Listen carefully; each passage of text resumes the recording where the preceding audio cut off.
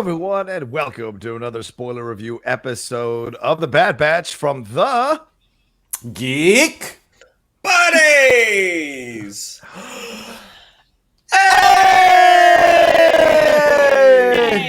Hey, we're back to talk. All right, we're back to talk episode 5, Rampage here. We're going to be spoiling the episodes. We talk about it over the next probably hour, maybe slightly a little bit more, hopefully maybe slightly a little bit less, but we're going to be talking about the entire episode here on the Geek Buddies. And let's introduce ourselves before we get going. I am the Outlaw John Rocha, writer, producer, and host here on the Outlaw Nation. Mike? I am Michael Vogel. I'm a writer and producer of animated TV shows and movies. Chan? And this is Shannon McClung. I'm an animation writer and a television actor where you may have seen me on Modern Family, House, or way back when on My Name is Earl. That was a show from many years ago. You and Danny Glover on that show. I love that episode. And joining us once again every week, like she is so very nice to do, the great Laura Kelly. How are you, Laura? Doing wonderful. Thank you so much for having me again, gentlemen. I'm excited to talk about this episode. Yeah, it's a pretty good episode. Okay, by the way, can we take a moment to give some love to Laura's background? She's been working on that, and it is absolutely stellar. It looks perfect. It's like filled in, but not too filled in, so it feels very warm and inviting. So shout out to Laura. I'm glad you can't see the bottom because all of my visual dictionaries have been strewn about my room, and now they're just in a pile on the bottom shelf. So would we call that? Keep it here. Would we call that force shui? Oh boy! Yeah, there you go. Wow. I like it. I like it. I feel like we should not. We should not. Wow.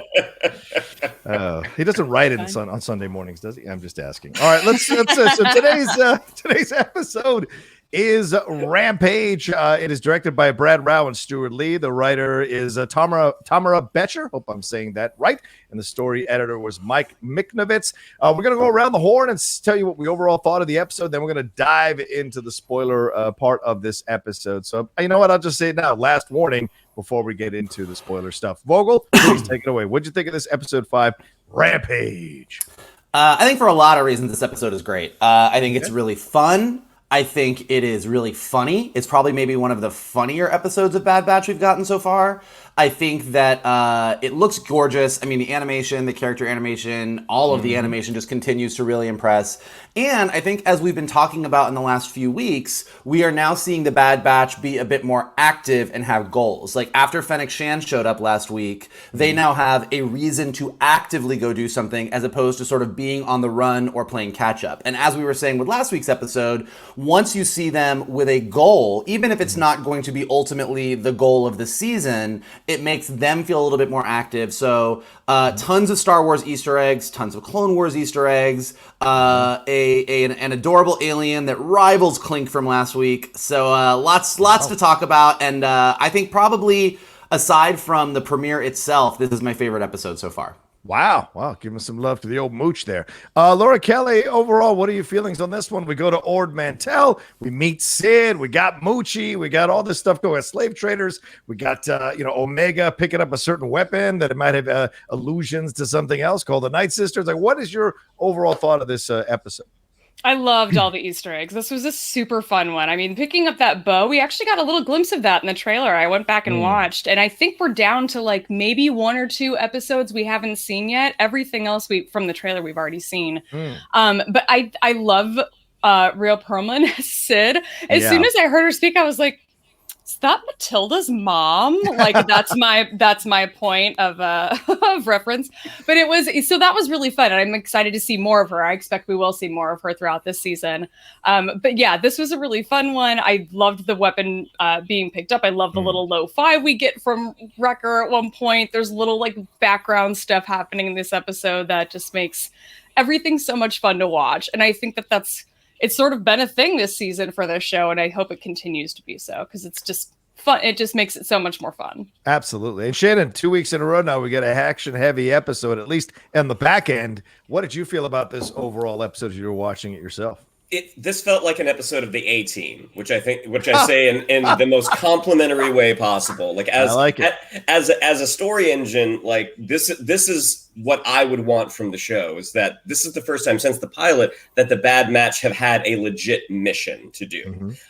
So I think from there, that just kind of sets the groundwork for all right, this is how I hope the show is going forward. Is they need something, someone else offers it to give it to them, but they have to do something for them first. Yeah, I thought this was a blast. The action sequence at the end was really, really good. Like a lot of layers to it. Yeah, and hearing Carla from Cheers in the background, literally as soon as she popped up, I was just like, oh my gosh, that's Rhea Perlman. Yes, this episode was a blast. I would agree with Mike that from outside of the pilot, this would be my favorite episode. Yeah, this is certainly, I echo everyone's sentiments. I think this was a fun episode to watch for sure. You know, it could have wandered dangerously into monster of the week or creature of the week type stuff. But I think you make a great point, Mike. Giving them a goal makes you attach to them, having them try to accomplish it, having them try to solve a mystery here. Instead of just running and trying to escape from anybody, they actually have a purpose now to figure out what the deal is with Omega, why Fennec Shan came after her and what have you. And I think the A-Team is actually appropriate to make the connection to, and maybe Sid will be the one to let you know that if you have a problem, if you can help, and if you can find them, maybe you too can hire the Bad Batch. All right, let's jump in to this here. All right, so we're heading to Ord Mantell. Tech is putting on Crosshair's comm device on Omega. She plays around with it as a child naturally would. We're heading to see Sid, who they had heard from the other Jedi was someone that they had worked with or could be trusted during the Clone Wars. They want to find out why a bounty hunter is coming after Omega.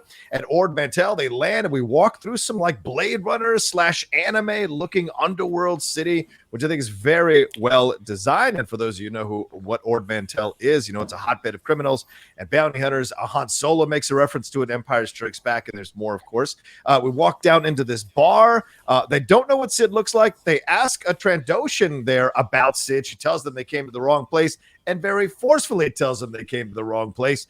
But Omega figures out that this Trandoshan is Sid. And as both Laura and Shannon mentioned, it is Rhea Perlman. And where else would you find Carla from Cheers but in a bar? Also, Omega, we've settled this now, I think, in this moment. She's force sensitive, right? I mean, don't stop lying to me. She's force sensitive here. It seems pretty clear because she could figure out who Sid was.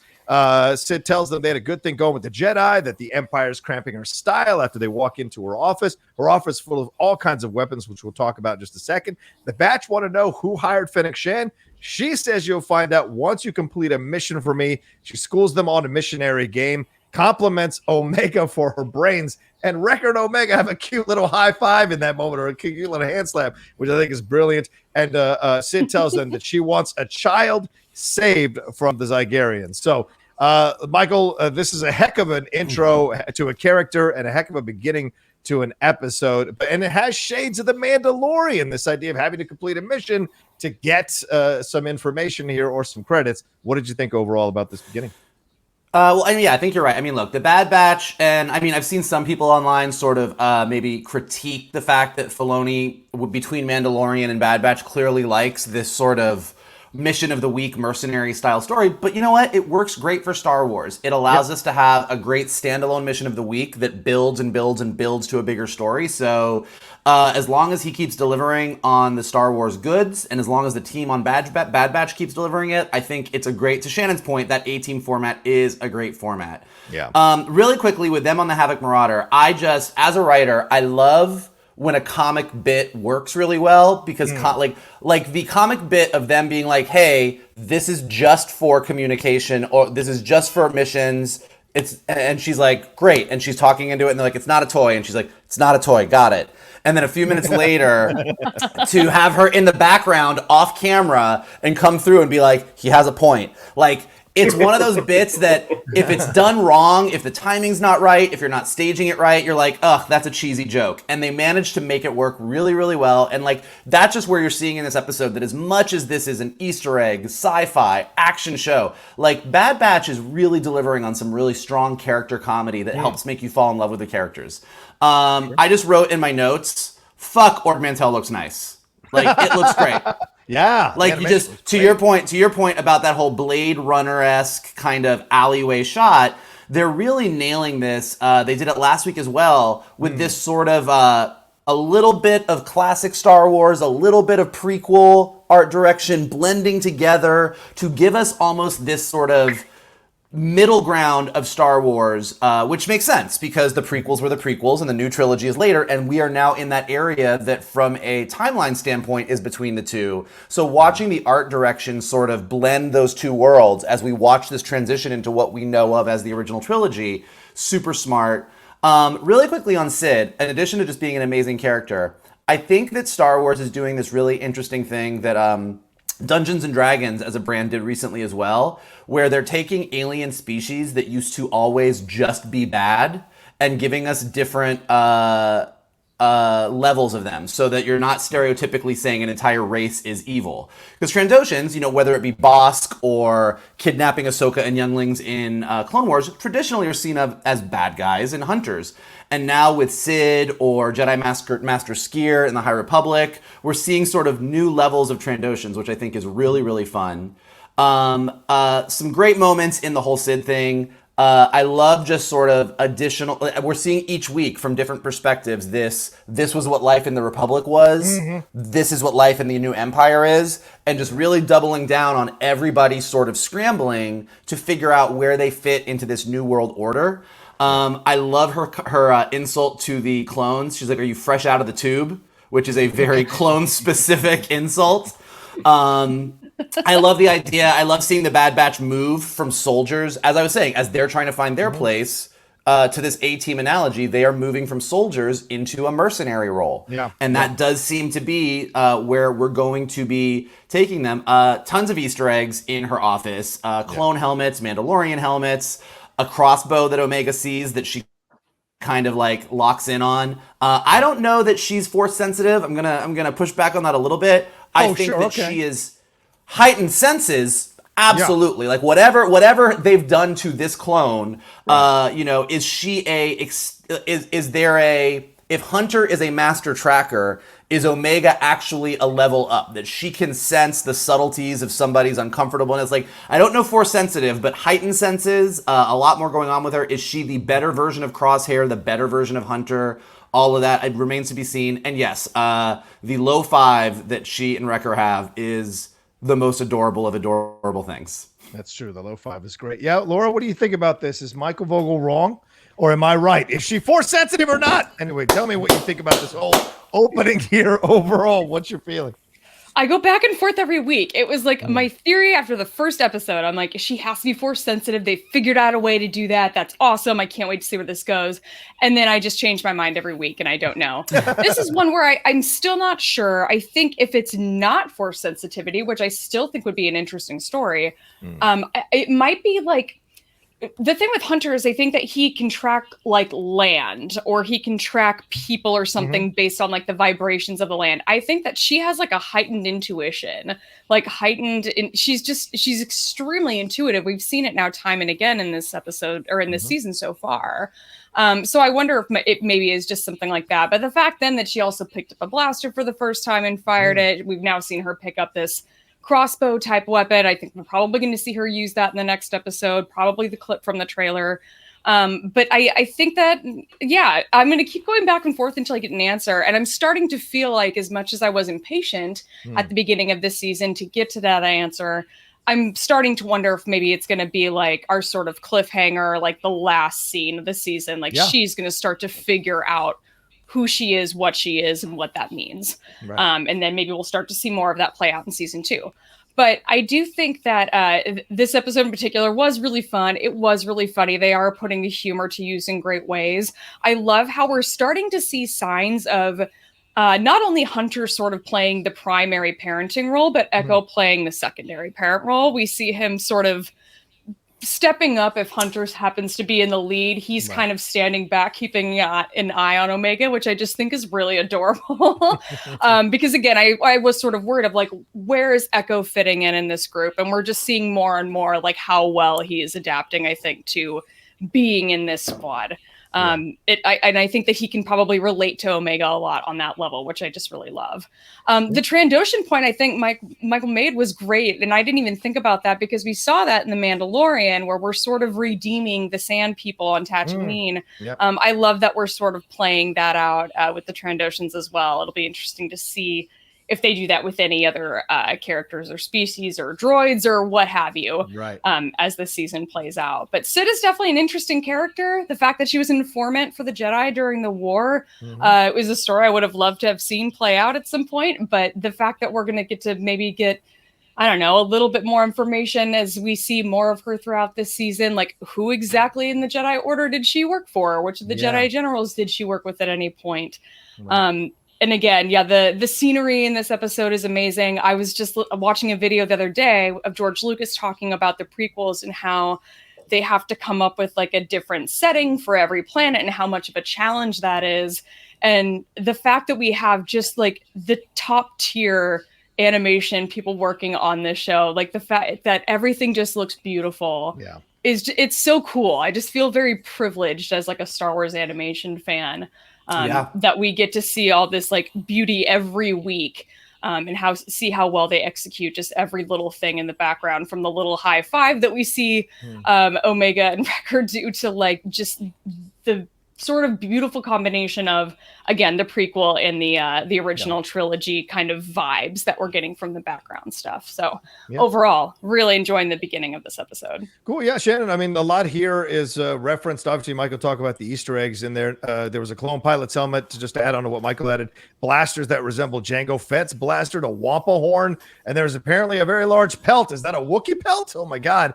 But like when you're introducing a new character like Sid into the Star Wars universe, it can be something, you know, we saw in Mandalorian, some of those characters get introduced and people immediately rebelled online against it. But it seems like Sid's one that kind of slides on in here and does a really good job of establishing who she is. And Rhea Perlman does a fantastic job as the voiceover actress, giving her immediate life and immediate sass and immediate alpha dog status over the Bad Batch.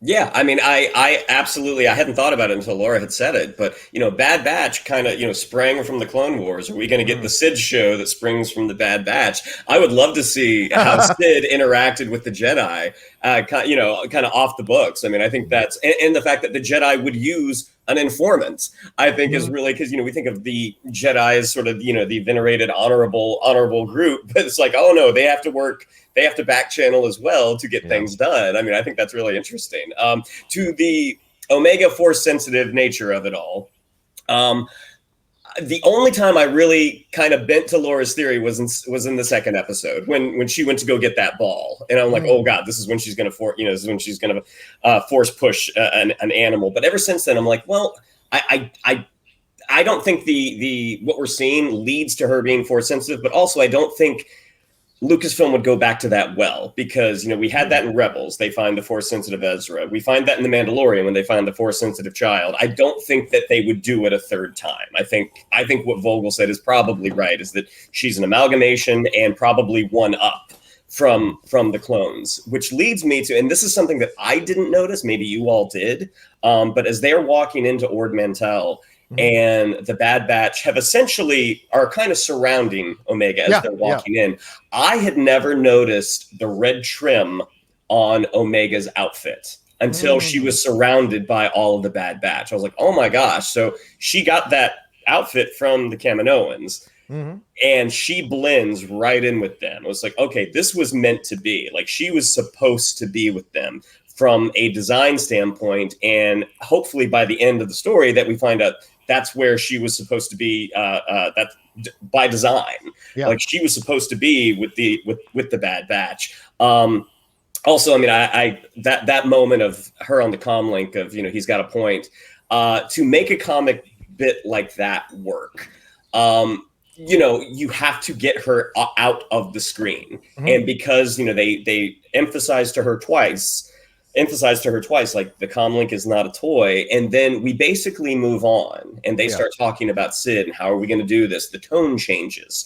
And then whatever Echo says, you hear this, you know, the comlink come on. It's like, oh God, that's a solid callback from less than 90 seconds ago. And it totally works. And I think this many episodes in now to the Bad Batch, I mean, one of the things that when you really have kind of your characters dialed in is if you can look at a script page and cover up the names, and you can just read the lines and you know who's speaking.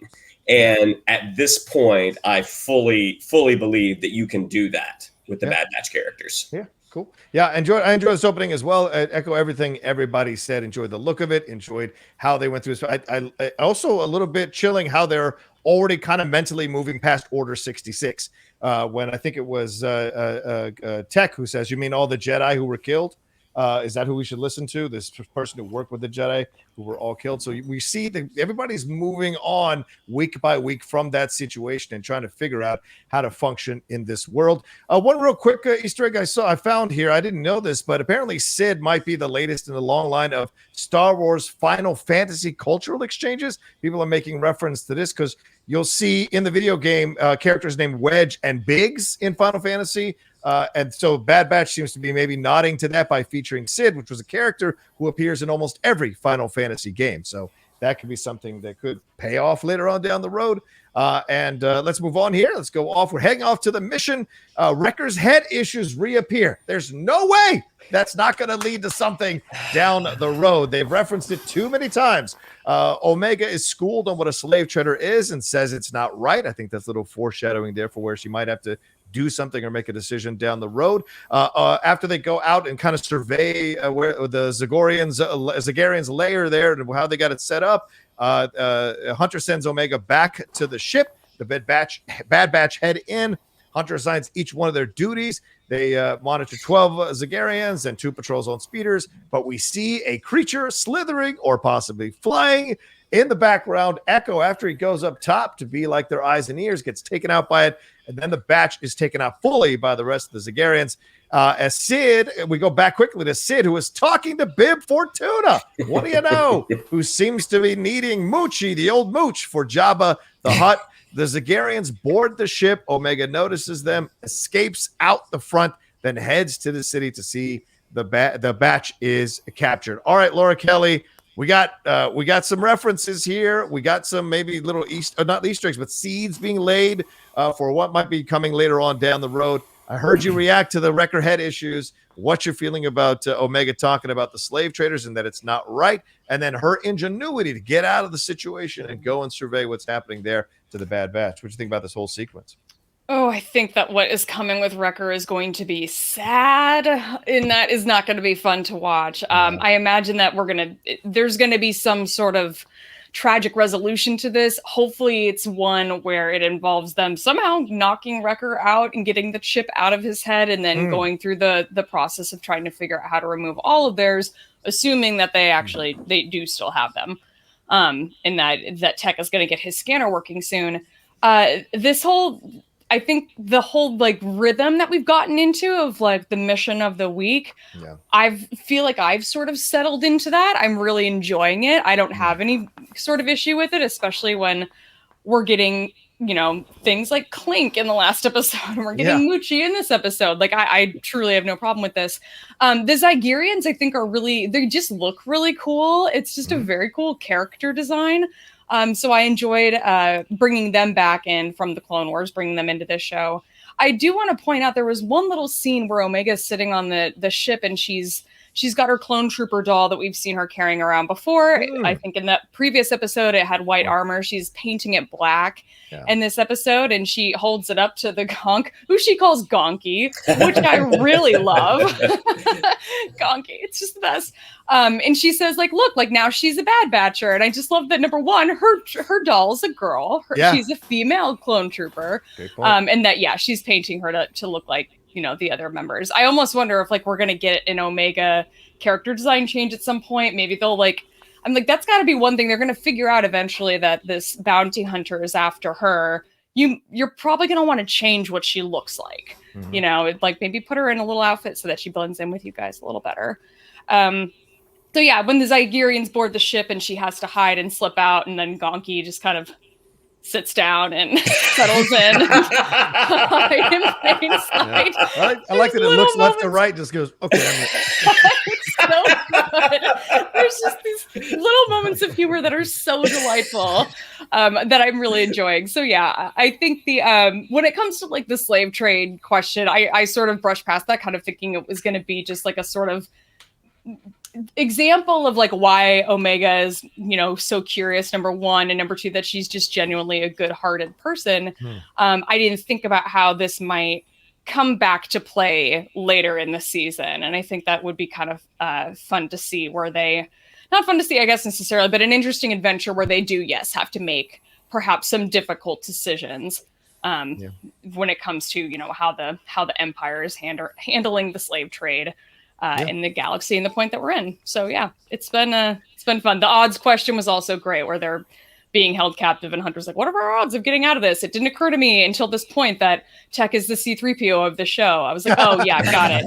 I should have figured this out by now. We're on episode 5, but now I know. All right, Shannon, what did you think of some of the seeds that we're laying here? Also getting the Zagarians, who are getting another view of the Zagarians, and Bib Fortuna showing up, for God's sakes. Voiced by Matthew Wood, who had done it, who portrayed him in The Phantom Menace. And he works as a Lucasfilm sound editor. How's about that? I'm making money here and I'm making money here. Shout out to you, Matthew Wood. Congratulations. And he played him in The Mandalorian for that small scene we saw at the end of the last season. So what do you think overall about all the actions going on here? And Omega, what is going on there? Well, literally, when we saw the hologram of Bib Fortuna, even though we never really got a full shot, as soon as I saw those nails, I was like, oh, Return of the Jedi. That's Bib Fortuna right there. Yeah, the speech pattern alone. Yeah. What was really interesting with Omega is they're having to explain the concept of slavery to her, about people are sold for credits. And she's like, well, that doesn't seem right. And what are clones? You know what I mean? Right. They That's why are I think it's laying the groundwork. Yeah, they are sold for credits, and I thought it was interesting. Echo's reaction as well, because they're saying we're going to go rescue Muchi, and Tech says and get a lot of credits for it, and you could tell Echo has an issue with being a mercenary. Like, this is a concept that he is having some trouble adapting to, because just to rescue someone that was captured, you rescue them because it's the right thing to do. And this is where he differs from the Bad Batch. I mean, I think the Bad Batch are probably having an easier time adapting to this life because they have done all those off the books missions, because they're used to breaking the rules to get the mission done. Whereas Echo is a tried and true soldier. Like you follow orders because that's your job. Really, really interesting. When they get to go to rescue Muchi, this is the first order of hunters that I've questioned, that maybe you don't send the guy with one arm up to climb. Like, I get that Crosshair would have been that guy in the past, but it's just like, hey, I mean, Echo got up there pretty quick, but at the same time, it's like, maybe don't assign the climbing role to a guy who only has one hand. That just seems like a bad call to me. But that species of alien that they are presuming Muchi is, that's Prince Xizor's species, right? Yes. From Shadow of the Empire. I mean, the whole setup of this was great. And what's really fun about the Omega character is she's not a damsel in distress. I mean, she sees what she has to do. It's kind of like, okay, now next phase of the plan. You see that she is able to adapt and overcome very, very quickly. Yeah. And to the gonky of it all, I mean, it's the old Looney Tune turtle trick. He kind of looks around, just like, let me yank my head and legs in real quick. The setup for it was great. Again, this episode was so much fun. Yeah, we saw the Zagarians, Mike, in Star Wars Clone Wars in season 4, 11 through 13. There was an arc there with Kenobi and Anakin and Ahsoka, how they went undercover to overthrow the Zagarian slave empire on Kadavo. So interesting to bring them back. How did you feel about this whole sequence and how Omega handled things and how the Bad Batch was so easily taken out? But overall, how this whole thing was set up here for those two things to happen? I mean, it's all set up great. I mean, the Zygerians are great. I think they're great in Clone Wars. It was great to see them back. They make great villains. I mean, they are these arrogant, Like you just love to hate them. Dave, the Zagarian name I think dates back to like some of the Star Wars role-playing games, but when Dave Filoni brought them into Clone Wars, he redesigned them from the way they were described and used like coyotes as an inspiration. And I think that like you just sort of see this very predatorial look about them. Like they're just assholes. And to Laura's point, they look great. I mean, when you look at any of these aliens or any characters or anyone that's showing up that you saw before in Clone Wars, if you go back and look at the Zygerians, it's the same design, obviously, but you just see how much leveled up the animation has gone from where they appeared in Clone Wars to now. They just look fantastic. I mean, it's amazing. It was just great, kind of to echoing Shannon's point, like seeing the Bad Batch actually do their Bad Batch thing. You know, like we said, like they've got a mission, they go out, you go here, and then just seeing that Breezak sort of like kind of like floating around in the background, like Echo climbs up and you just see like that arc of a monster. It's just, it harkens back to what makes Star Wars great. It's that sci-fi fantasy, like there's a dragon in the background vibe, like it all is working so well. Gonki, great. Like Shannon, all of these places to find, and this is the other thing that makes Star Wars great. Like when you think back to like even like A New Hope, the fact that you can have a high stakes, high intensity situation and then find those moments for the funny, whether it be 3PO complaining or R2-D2 being sassy or Han Solo, with a quip, like finding those moments to like find the levity. That's what makes it feel like that, serialized adventure that Star Wars is based on.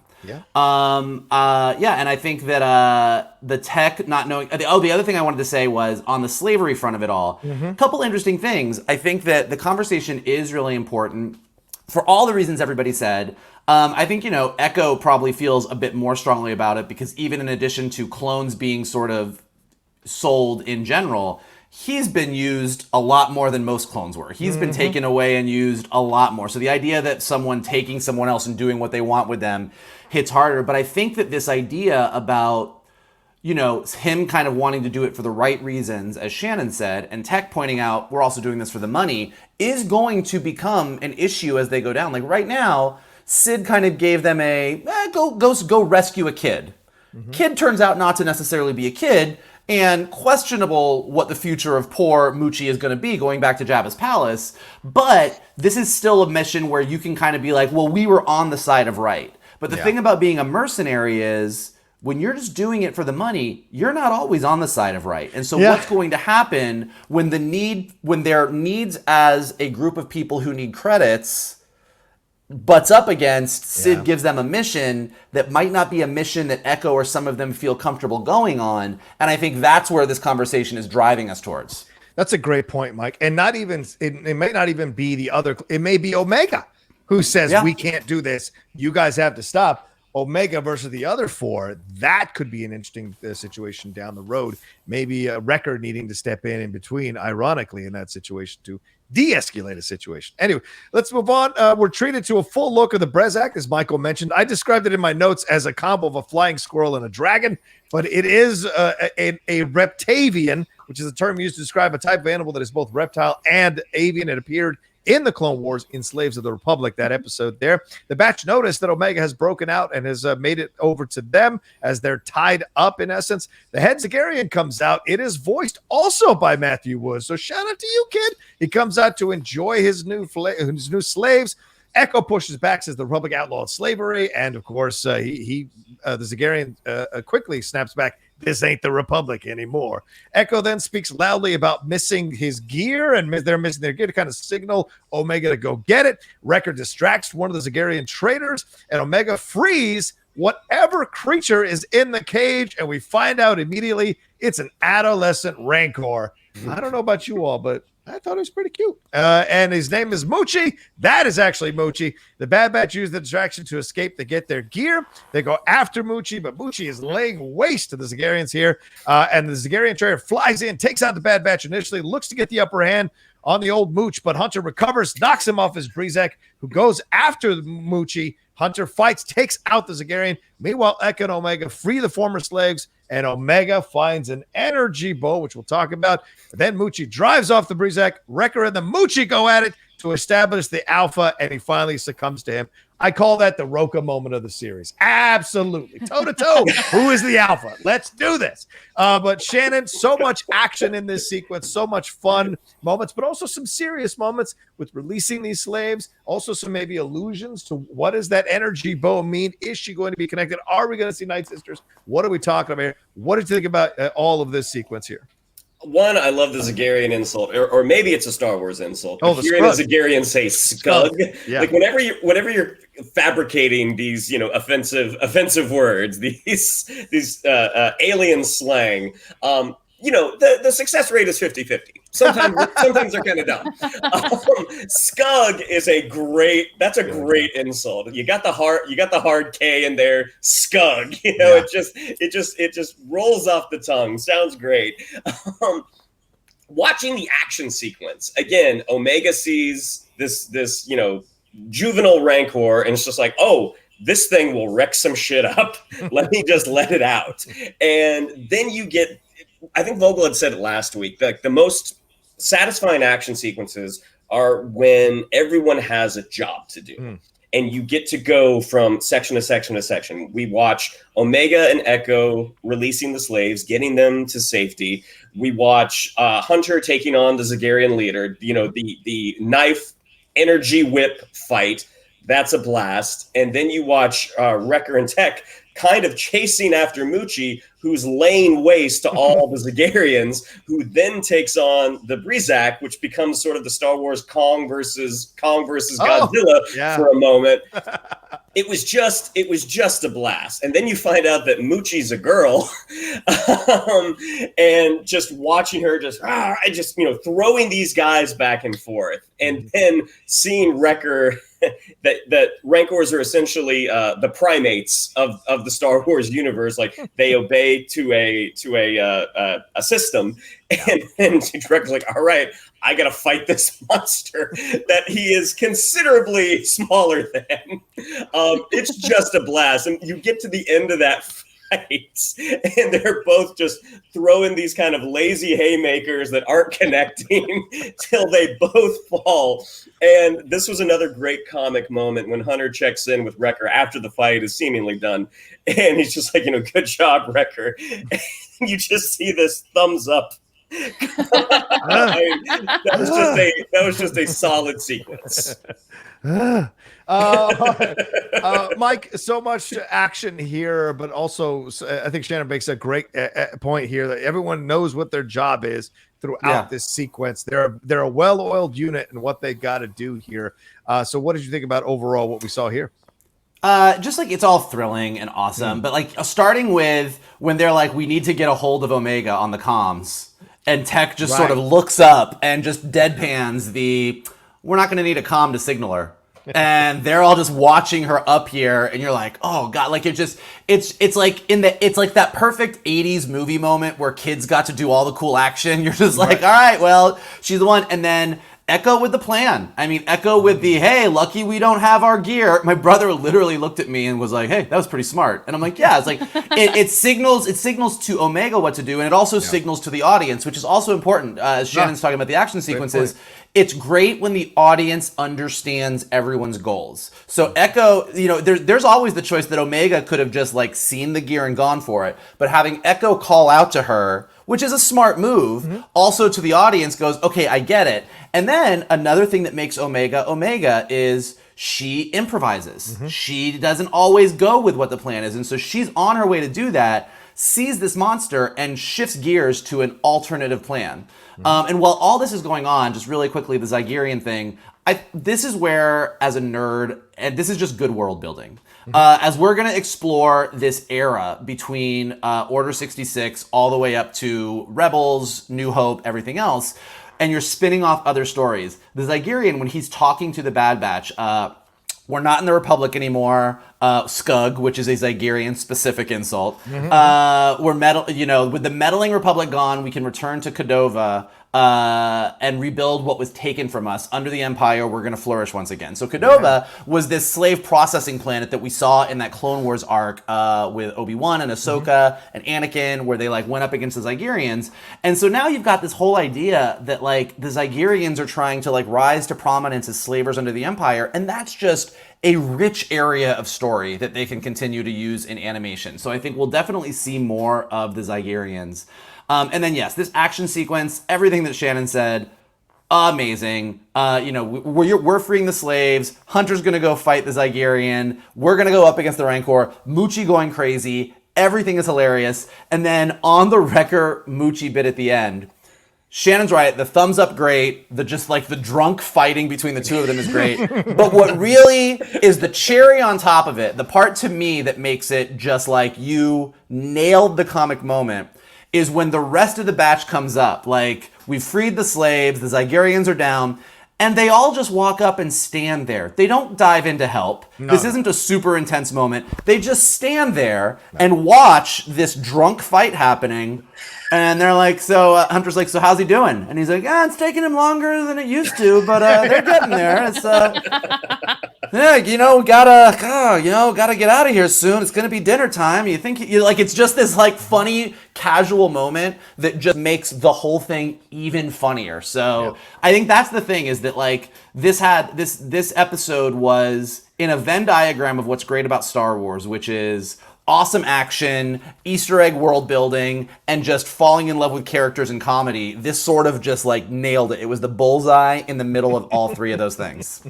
Absolutely great. Laura, we got the Muchi kind of stuff. Any love for Muchi, Laura? I mean, you loved Clink last week. Any love for the little Rancor that you saw here? And also, what do you think of the whole action sequence? And what's this deal with the energy bow? Why is Omega picking this up? Why is she drawn to weapons? We saw her in Sid's office kind of immediately looking at the weapons, looking at the stuff, touching it, all of that. So she got the blaster last episode. So what do you think about all of this with Omega and this whole action sequence as well?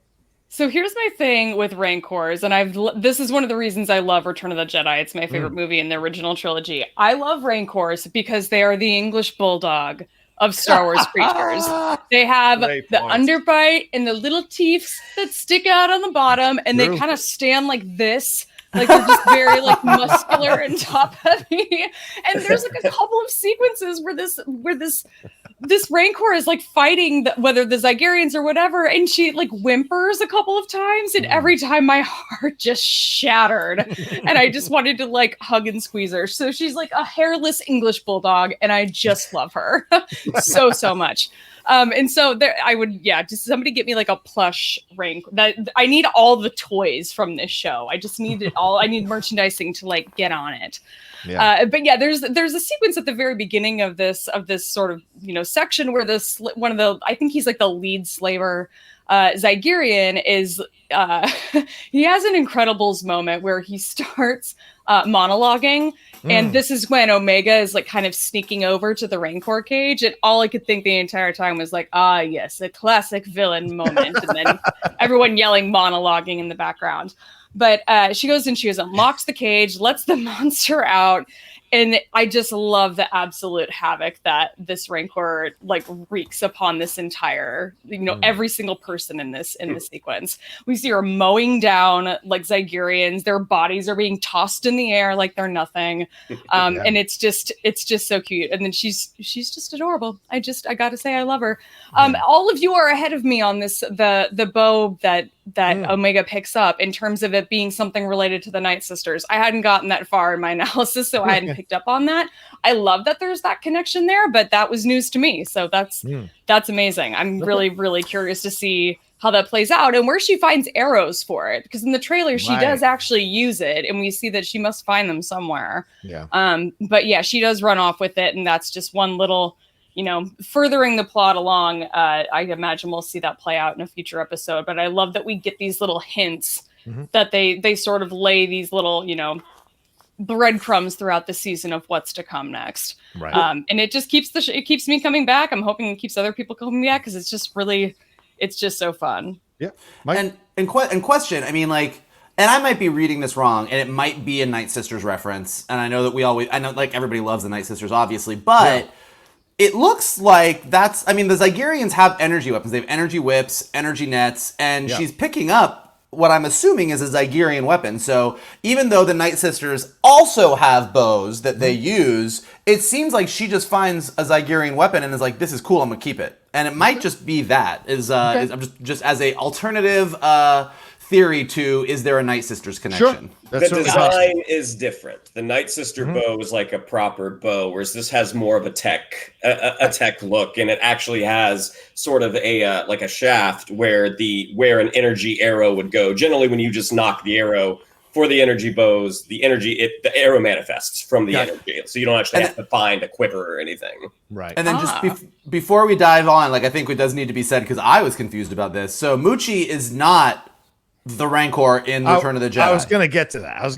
Don't rush things. But yes, you're absolutely right. And you two nerds are probably right about the bow and how that's used. So congratulations. But I will say one thing and to clarify something Shannon said earlier, maybe correct it just a little bit. The slaves that they freed are Faline, and Faline are associated with the Star Wars underworld. They were first represented by Prince Xizor in Shadows of the Empire. They could use pheromones to manipulate people. So Xizor was not a Zygerian. It was a Faline. So that's what you see, though, those green creatures that you see. I don't know if you misspoke on that, Shannon, so I just want to clarify in case anybody's going crazy in the chat right now or in the comment section. No, I said it was Prince Xizor. Shannon was, okay. Yeah, Shannon was right. You said it was a Faline? You said it was a Faline? Okay, I didn't say Faline. I just said the species. Okay. I didn't say it was Zygerian. Well, good. Just want to clarify. If I misheard you wrong, then my apologies. All right, let's move on to our last section here. We go back but we're back at Sid's, and Bib Fortuna shows up with some Gamorrean guards. Now you can see all of Bib Fortuna. Seems quite irate. They don't give you subtitles for what he's saying, so very interesting. I guess you're just gonna get the fact that he's irate. Sid tells him to tell Jabba to be patient, and just then the badge shows up with Muchi. You have a nice little reunion between Bib Fortuna and Muchi. Like, he actually really cares for this thing. So it's a nice little color to see on Bib Fortuna. And yes, Muchi isn't the same Rancor as the famous one in the Return of the Jedi. That creature was named Patissa. And was similarly procured by Bib Fortuna. Jabba's palace apparently has multiple Rancors to keep up with the demand for eating people who have been thrown into the pits. There you go. All right, Sid thanks them, and then Sid and then sends Muchi off. And Muchi has a sweet little moment with Wrecker and Omega there, and then rolls on out of there. And then Sid brings Hunter into the back to give him some intel on Fennec. She says sources in the guild state that Fennec Shand, is working on a direct commission. She can't tell him who has hired Fennec, but is telling him the situation here. She says they need friends and money if they're going to go up against Fennec Shand, and she gives them their cut. Instead, intimates that if Fennec is after them, they must have something of value, or they must be valuable, rather, with a hint that maybe she knows that Fennec is after Omega.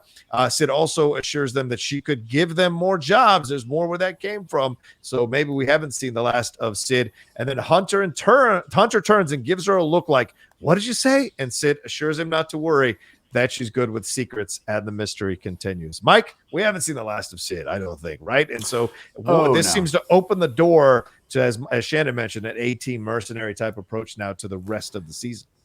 Yeah, well, so first on the Patissa Muchi of it all, I did not know that. So I was with a lot of the internet where I was feeling very conflicted because I was happy that the Bad Batch succeeded. You're right. But like this Muchi, who I am with Laura on being the most adorable Rancor I've ever seen in my life, I was like, well, are we just watching you go away to be killed by Luke? And even though they went to great lengths to make it clear to Star Wars nerds that is not the case, you still are kind of like, all right, you were rescued to go to Jabba's palace, and I don't know that is where it's like. That's like saying, oh, you rescued this adorable pig, send it to the slaughterhouse. You're like, oh, I don't know. Charlotte's Web. Yeah, fair point. So I'm a little conflicted about it, but I was glad they succeeded. I also I realized that when Bib Fortuna showed up, and also when it was previously when he was talking to Sid on the Hollow.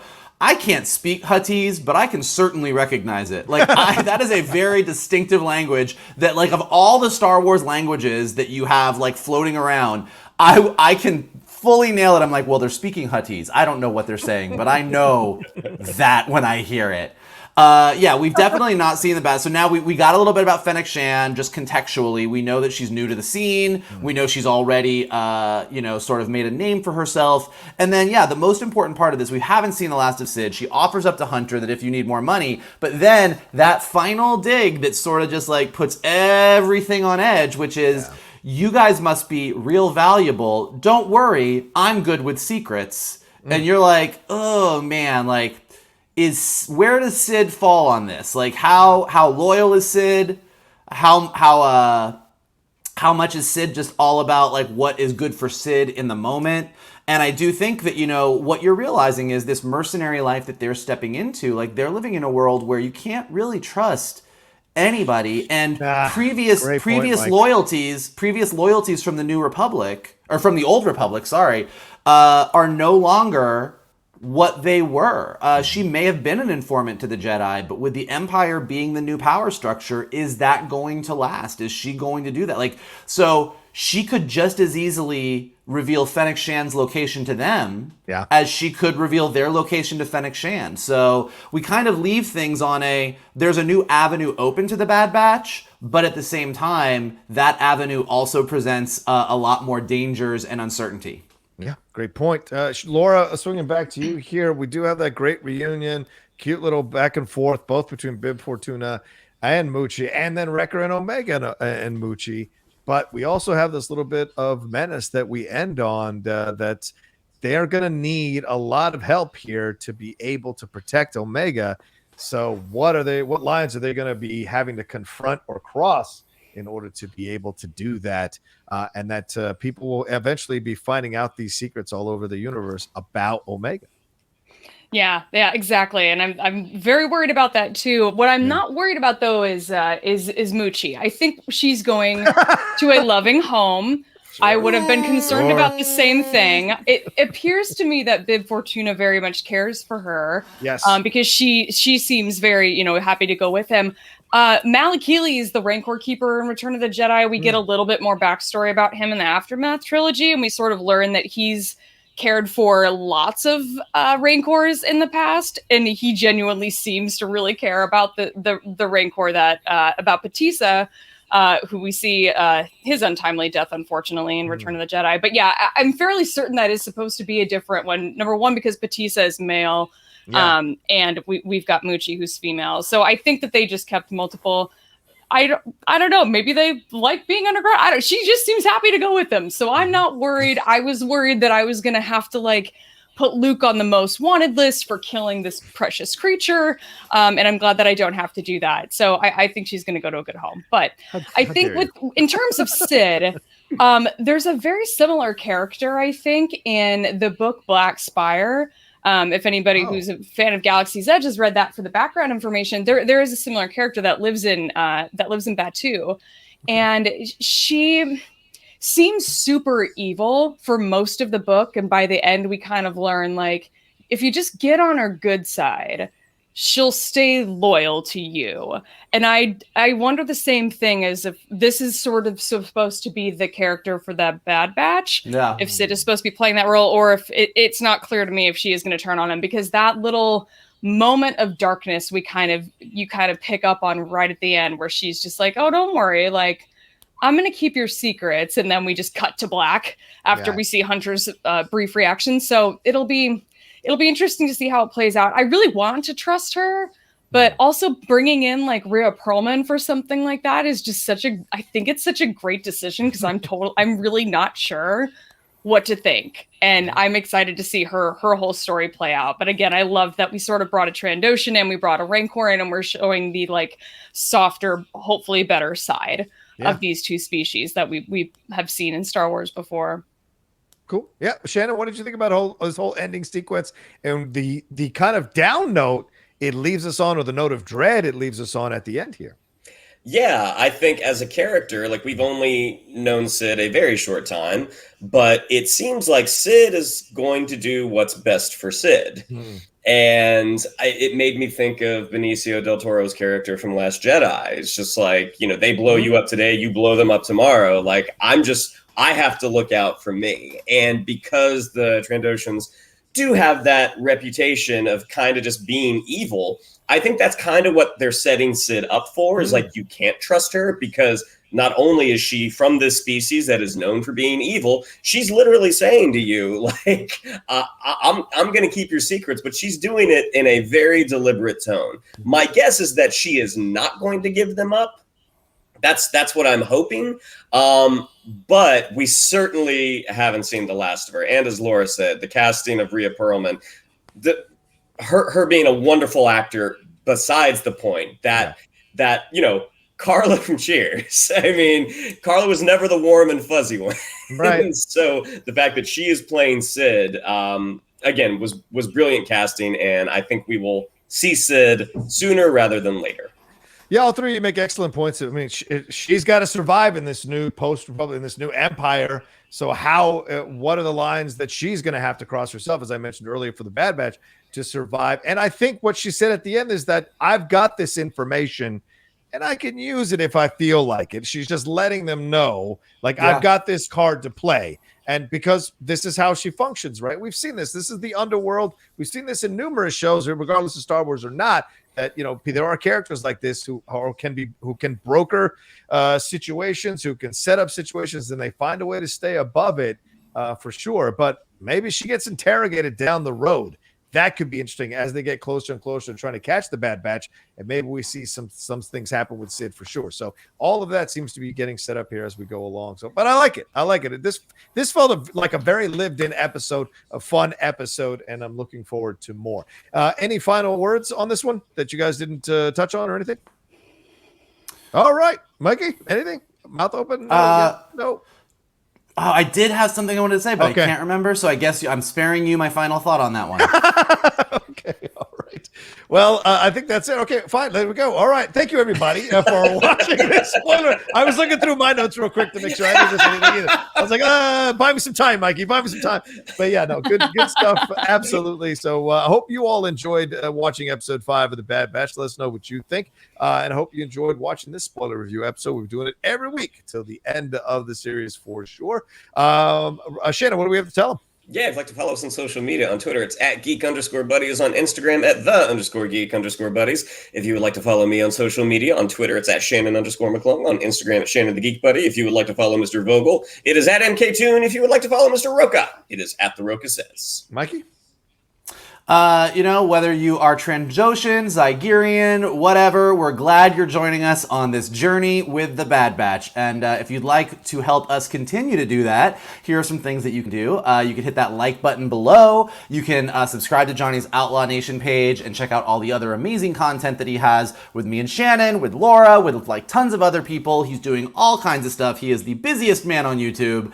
And then leave some comments below. Let us know what you thought. Where do you think Muchi is going to end up? Are you worried, or do you think, like Laura, she's going to end up in a safe, happy home? Let us know what you thought of the rest of the episode. What do you think is up with Omega? Lots of fun, interesting things for us to think about as we keep going. And of course, the best thing that you guys can do is, whether you're listening to us on podcast for Anchor, Spotify, Apple Podcasts, or you are watching us on YouTube, you can rate us, like us, definitely retweet, repost this video. All those things help us find more buddies to join us on our amazing and fun Geek Buddies journey through this galaxy far, far away. Absolutely. I love how Laura's worried about the Rancor, but not what they're feeding the Rancor. They're going to feed people to the Rancor, Laura. Anyway, Thank you.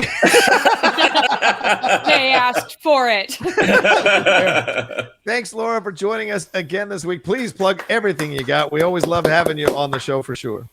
Thank you so much. Yeah, if you want to subscribe to the show that I do with my friend Alice, where we drink wine and talk about Star Wars, search for Force Toast, a Star Wars happy hour, and Apple Podcasts, or any of the places that you find podcasts. Our show is at Force Toast Pod on Twitter, so give us a follow over there. My handle is at @shutup_Laura. It's right there. And then go check out the show that I do here with John Rocha here called The Jedi Way, right here on his channel. Yes, we are there every other week, just talking about Star Wars, and it's a grand old time.